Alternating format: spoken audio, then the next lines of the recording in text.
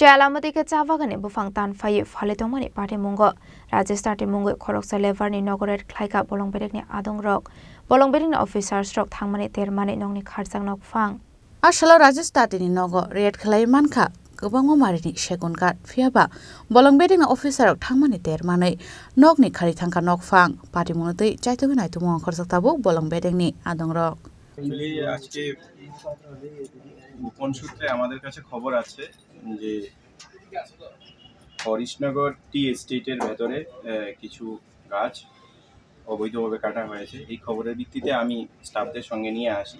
বাগানের ভেতর যে জায়গা বলা হয়েছিল, যে জায়গা থেকে কাটা হয়েছে, আমি ফিজিক্যালি তদন্ত করেছি। গাছের লোকগুলো পাওয়া যায়নি, হয়তো সরিয়ে নিয়েছে।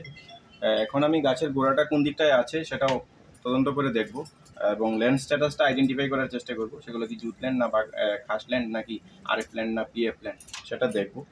তারপর ম্যানেজারবাবু আমার সঙ্গে আছেন, ওনার সাথেও কথা হচ্ছে। যদি অবৈধ কিছু থেকে থাকে, ওনারা যদি পারমিশন বন দপ্তরের অনুমতি না নিয়ে গাছ কেটে থাকেন, আইন মোতাবেক সেখানেও শাস্তির ব্যবস্থা আছে। আমরা তদন্তক্রমে ব্যবস্থা নেব। এখানে আমরা 6টা সোয়িং কাঠ অর্থাৎ তক্তা, সেগুন কাঠের তক্তা পাওয়া গেছে। ওগুলো কোথা থেকে এসছে, কিভাবে এসছে, ম্যানেজারবাবুর সাথে কথা বলে নিচ্ছি।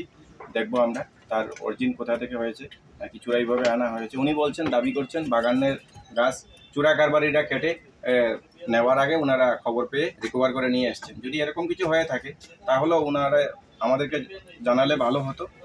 এই কথাই আমি ওনাকে বলছি। গাছের গোড়াটা কোথায় আছে কিনা জায়গার স্ট্যাটাসটা আমি দেখব। আমাদের কাছে একটা খবর আছে যে বাগানের এই কিছু সর্দার তারা গাছ কেটে বন্ধ সূত্রের কাছে বিক্রি করছে।